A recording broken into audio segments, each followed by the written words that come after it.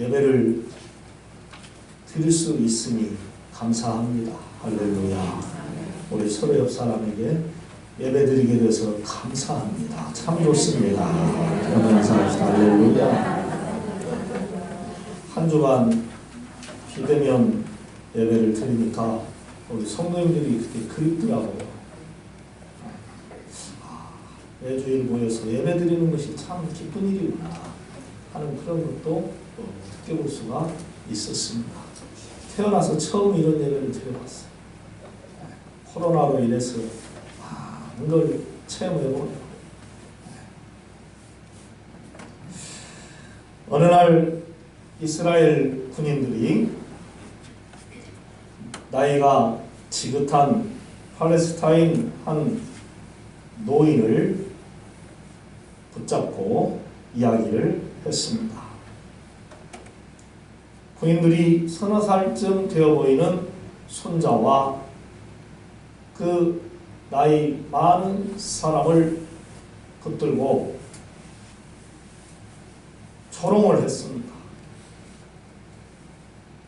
당나귀에 짐을 싣고 가는 그들을 붙잡고 지문 조사를 했습니다.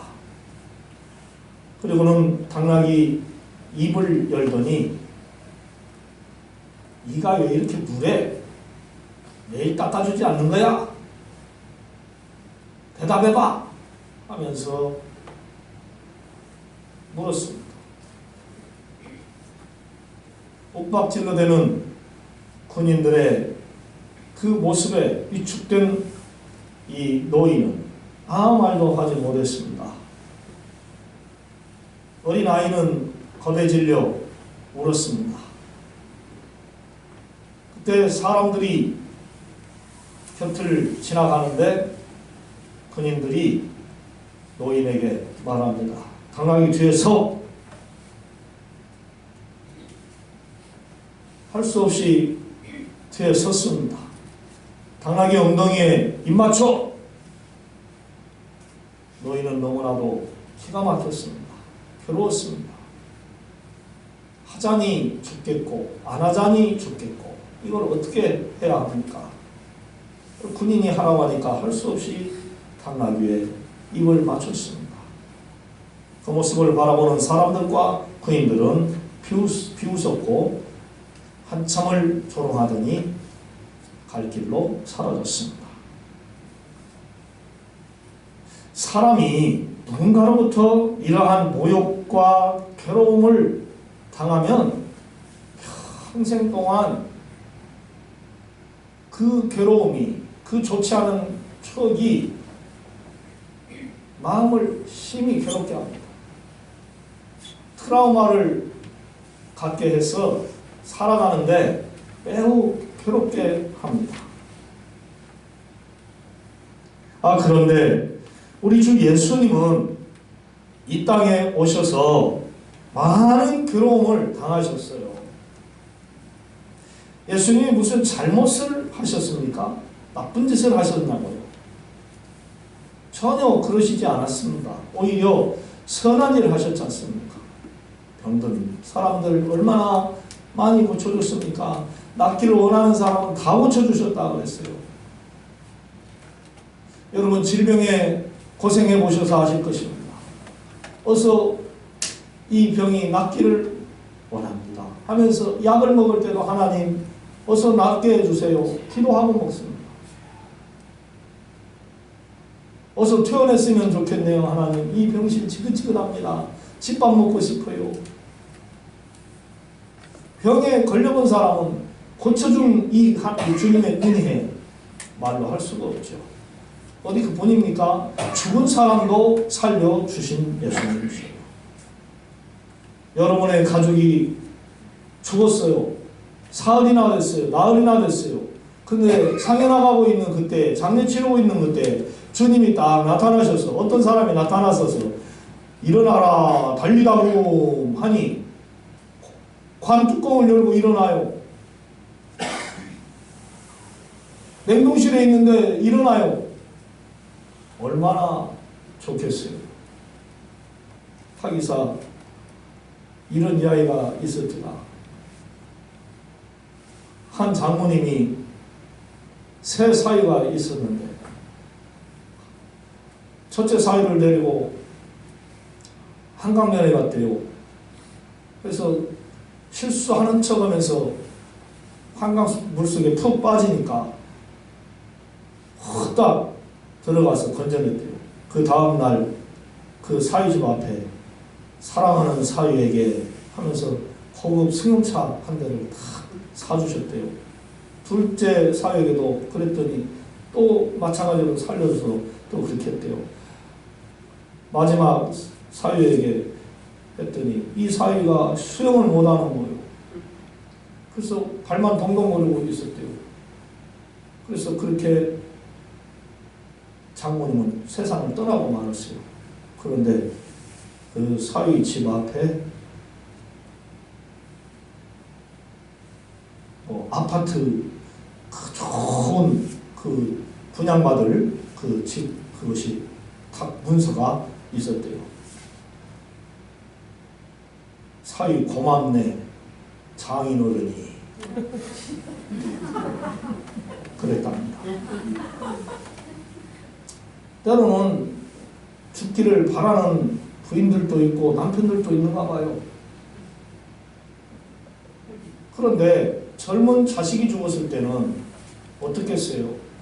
살리고 싶은 게 부모 마음이고 살아났으면 하는 마음이 부모 마음이고 주님이 죽은 자들을 살려주셨어요.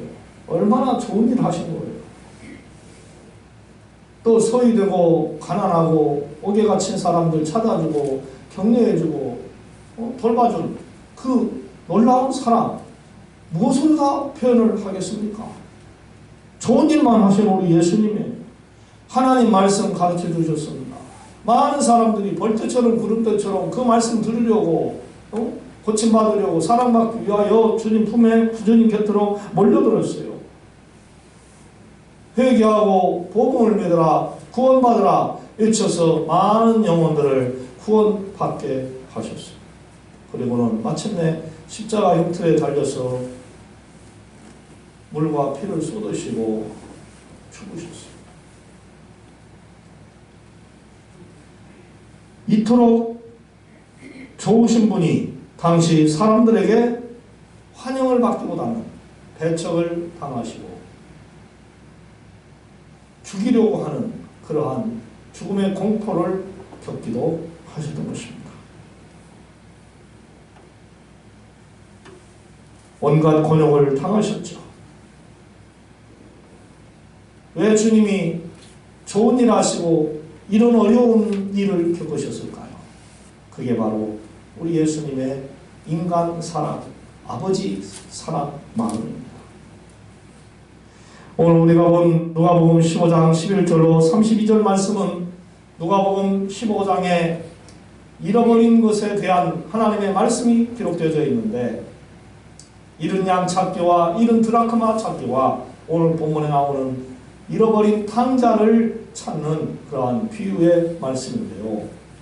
본문 말씀은 마지막에 그 탕자를 거두어 주시는 아버지의 극진한 사랑이 담겨진 말씀입니다.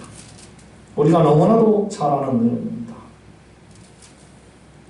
예수님이 당신께 하나님의 말씀을 들으러 온 세리들과 죄인들에게 비유로 하신 말씀입니다. 어떤 아버지에게 두 아들이 있었다. 그 중에 둘째가 아버지에게 말했다. 아버지, 제게 주실 유산을 미리 좀 주세요. 아버지는 탐탁지 않았지만은 그 아이에게 돌아갈 유산과 그 아들에게 돌아갈 유산을 각각 나누어 주었다. 며칠 후에 둘째 아들은 그 모든 재산을 가지고 먼 나라로 갔어요. 거기서 뭐 됐다고 했습니까? 허랑방탕하여 장기들과 먹고 마시고 즐기는 그러한 생활을 했더라 그랬어요. 돈 벌기는 어려워도 쓰기는 쉽습니다. 그 많은 돈 가져다가 허랑방탕하니 금세 주머니가 털려버린 주머니가 다 응? 돈이 떨어져 버린 거예요. 그때 마침 그 나라에 뭐가 들었다고 했습니까? 흉년이 들었더라. 이제 이 아들은 어디 가서 일을 해서 돈을 벌어 살아야 되는데 일자리가 없는 거예요. 마침 일할 곳이 생겨서 가게 됐는데 들판에 나아가 돼지를 키우는 일이었어요. 돼지가 먹는 쥐염열매라고 실컷 먹어보려고 그리 갔는데 그것도 많이 주인이 주지를 않는 거예요. 그러니까 배가 고파서 죽게 생겼습니다. 이제 나는 영락없이 굶어 죽게 생겼구나. 그렇게 신세 타령하며 한숨 쉬고 있을 때에 내 아버지 집에는 배부른 품꾼들이 종들이 얼마나 많고 내 아버지 집에 돌아가야 되지 않을까. 그래, 돌아가자. 아버지에게 아버지, 내가 하늘과 하나님과 아버지께 죄를 지었습니다. 이제는 나를 아들이라고 부르지 마시고 품꾼의 한 사람으로 써주시기를 원합니다. 이렇게 말을 하자 하고는 돌아갔습니다. 집 앞에 이르렀을 때에 아버지가 먼 데서 그를 알아보고 달려와 목을 안고 입 맞추고 환영을 해 주었습니다. 종들을 불렀습니다. 얘들아, 제일 좋은 옷을 가져와 내 아들에게 입혀라. 살진 송아지를 잡아라. 가락지를 끼워 주어라. 풍악을 올려라. 사람들을 초청하여 대잔치를 벌이자. 먹고 마시고 놀자. 이 나의 아들은 죽었다가 다시 살아왔다. 잃었다가 되찾았느니라. 이렇게 말하니 사람들도 기뻐하였더라. 그렇게 아버지는 불효자식을 용서해 주었다는 것입니다. 받아줬다는 것입니다. 그러기에 이르기까지 아버지의 마음은 어땠을까요? 속이 많이 탔을 것으로 생각이 되었습니다. 이 자식이 나가서 어떻게 지낼까? 자리나 지낼까? 뻔하죠 뭐. 허랑방탕하여 돈 쓰기 좋아했던 그 자식이었으면 이미 돈 가지고 먼 나라를 안 갔어도 저거 거지되어 돌아올 거야. 형편없이 하고 돌아올 거야. 아니면 죽을 거야.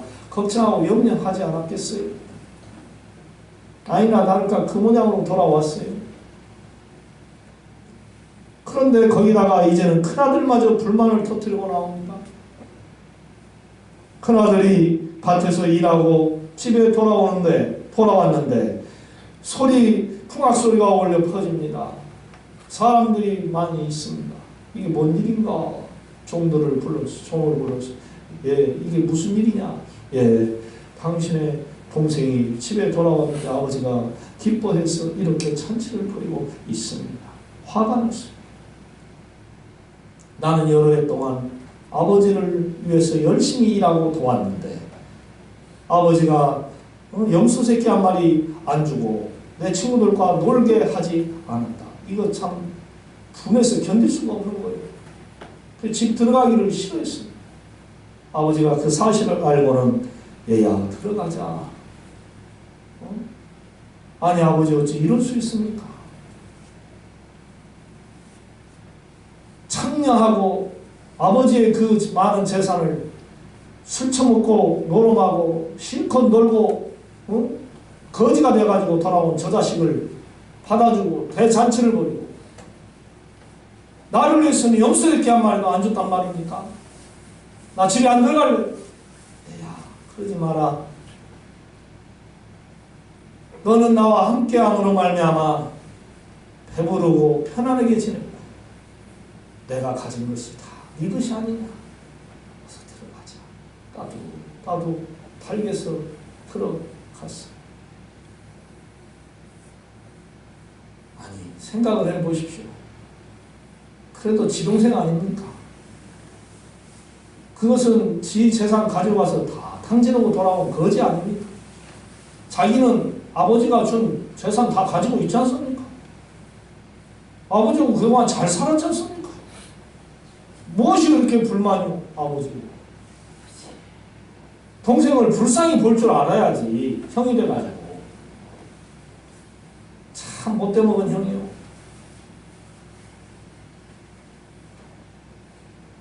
목사님 같으면 어쩌겠어? 저도 그 새끼 좋아하지는 않을 것 같아요. 그러나 생각해보면 굳이 또한 미워할 것도 없지 않습니까? 사람들 마음이 어찌 그렇게 삐뚤어지고 잘못되어 있는지.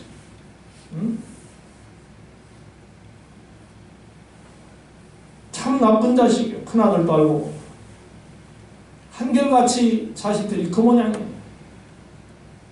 그 재산이 뭐라고? 그러나 아버지는 우리가 기뻐하는 게 마땅하노라. 아멘. 우리가 기뻐하는 게 마땅하노라. 맞잖아요. 잃었던 아들, 잃었던 동생이 돌아왔으니 기뻐해야지 않냐. 그렇습니다. 우리 예수님은 당신의 귀한 인간 구원 사역을 바리새인들과 서기관들에 이해하지 못하고 세리들과 밥 먹는다고 얘기한다고 하나님 말씀을 가르친다고 불평이나 하고 원망하고 투덜거리던 그들에게 이 비유의 말씀을 해 주신 거예요. 여러분, 예수님이 왜 이 땅에 오셨습니까? 내가 의인을 부르러 온 것이 아니요 죄인을 부르러 왔다. 내가 섬김을 받으려고 한 것이 아니라 도리어 섬기려 하고 많은 사람의 대속물로 주려고 오지 않았느냐. 그렇게 말씀하셨지 않습니까? 그래서 당시 이스라엘 사람들이 매우 싫어하는 그 세리들과도 함께 밥 먹고 그 집에 들어가서 음 먹고 음료수 마시고 얘기하고 지냈던 거요. 성경께나 한다는 종교 지도자들, 백성의 지도자들이 그러니 예수님의 마음이 얼마나 불편하셨을까.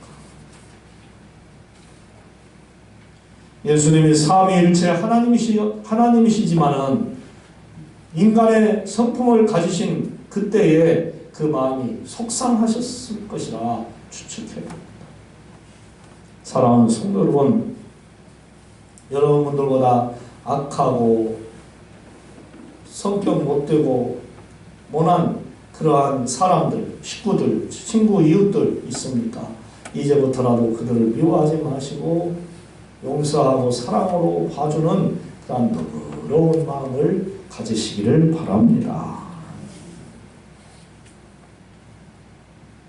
다만 못된 짓 그만하고 속히 하나님 아버지 품으로 돌아오라고 권유도 하며 전도도 할 수 있으면 좋겠습니다. 할렐루야. 알고 보면은 하나님이 우리를 사랑하시듯 그들 또한 많이 사랑하십니다. 할렐루야. 하나님은 다 사랑하십니다. 아버지가 탕자 불효자식을 집에 돌아오니 용서하고 받아주셨던 거죠. 우리가 미워하는 그 사람들 하나님이 용서하고 받아주신다는 말씀입니다. 여러분들의 부모님을 한번 생각해 보세요. 독자면 독자대로 사랑해 주셨고 5, 6, 10명 낳은 자식들 어느 하나 사랑하지 않고 키운 새끼들이 있습니까? 다 사랑으로 키웠어요. 물론 좀 차이는 때로 있을 수 있어요. 사람인지라 부모도 새끼들이 자기에게 효도할 때에 그 자식이 더 이쁜 거요. 하나 하는 짓이 나쁜 짓만 해요. 괴로움만 줘요. 그거 얼마나 이쁘겠어요, 솔직한 말로. 그럴 때는 인간의 정이 약간 잘 못하는 자식하고 차이가 날 수도 있다 이 말입니다. 응?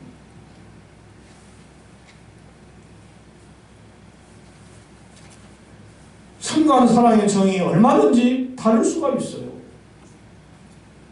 그런데 자기가 부모님에게 형편없이 불효자처럼 살아놓고 효자로 산 형제를 잘해준다고, 부모가 더 잘해준다고, 왜 사랑을 편견하냐고 이렇게 말하는 자식이 있다고 한다면 말도 되지 않는 것이죠. 양심불량입니다. 영통의 털난 자들 쿨하게 인정할 줄 알아야 돼요. 형님이 더 재산 많이 물려받아야 돼. 동생이 더 받아요. 누나가 언니가 더 받아요. 오빠가 더 받아야 돼. 부모님, 아버님, 시숙님 많이 들으세요. 우리는 됐어요. 많이 받았어요. 도련님 많이 들으세요. 언니 많이 주세요. 오빠 많이 주세요. 형 많이 주세요. 동생 많이 주세요. 나는 지금까지 받은 거 너무 많아요. 안 줘도 돼요. 얼마나 멋있어요. 사람은 양심이 있어야 하는 거예요.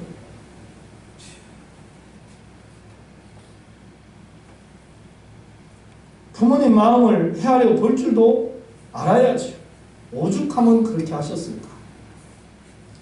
사랑하는 성도 여러분, 하나님 아버지께 어떠한 모습을 보이셨나요? 믿음의 생활을 얼마나 잘하셨나요? 하나님을 기쁘게 하셨습니까? 성령을 근심케 하셨습니까?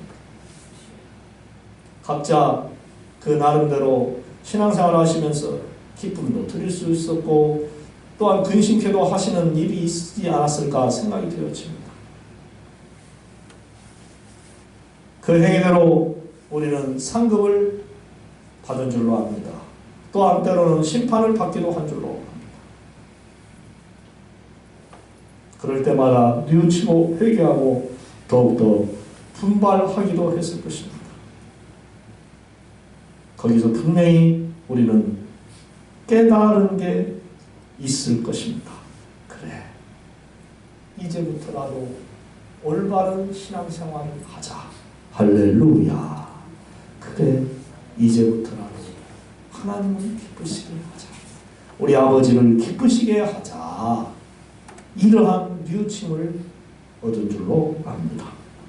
이런 성도가 지혜로운 성도예요. 진짜 성도. 왜 예수님 믿고 살면서 하나님께 축복을 받아야지 왜 하나님의 미움을 받고 사랑받지 못해서 어렵게 인생을 사냐. 대단히 잘못된 것입니다. 여러분 다 같이 옆에 계신 성도님들과 다짐 한번 해보시기 바랍니다. 성도님 신앙생활 더 잘합시다. 그렇게 한번 인사합시다. 할렐루야. 성도님 신앙생활 더 잘합시다. 하나님께 상 받읍시다. 아멘.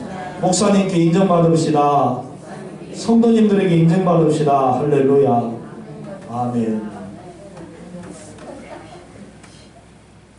원하옵기는 이 시간 이후부터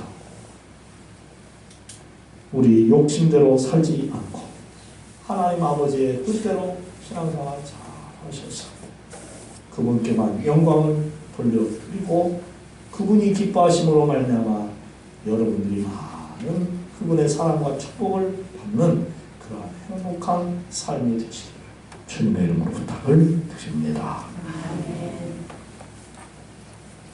하나님, 오늘 이 시간 주님 전에 나와 예배드리며 생명의 귀한 말씀을 듣게 하여 주시면 감사합니다.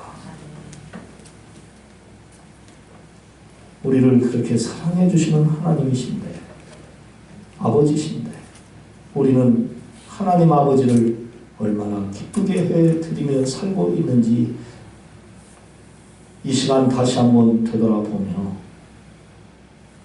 잘못 살고 있으면 회개하게 하여 주시고 잘 살게 하여 주옵소서. 아버지를 기쁘시게 함으로 축복받는 자식들이 되기를 원하고, 주님, 우리 성도님들 하나님 아버지에게도 잘할 뿐만 아니라 욕심의 부모님에게도 잘하는 자들이 되게 하여 주옵소서. 그리고 세상 모든 사람들에게도 잘하는 그런 멋있는 성도들 다 되게 하여 주옵소서. 예수님의 이름으로 기도드리옵나이다.